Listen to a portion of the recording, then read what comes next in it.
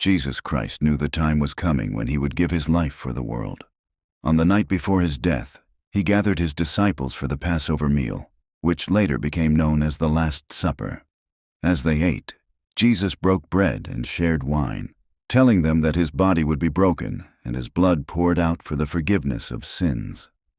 The disciples did not fully understand, but Jesus' heart was heavy.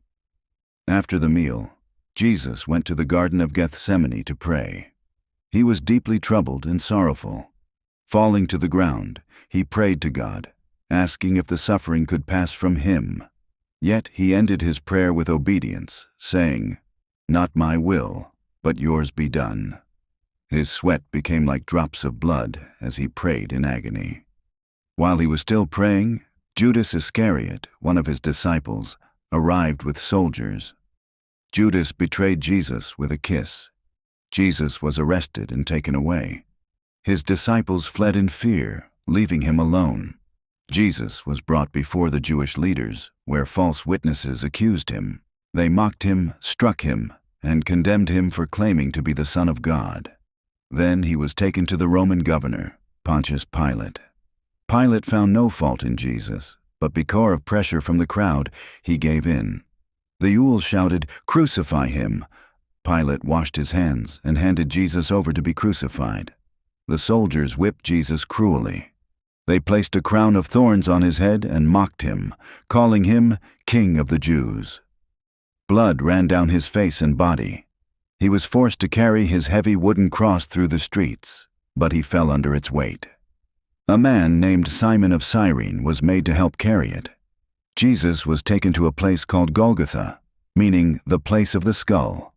There, he was nailed to the cross, his hands and feet pierced with nails. 2 criminals were crucified beside him. As he hung on the cross in pain, Jesus spoke words of love and mercy.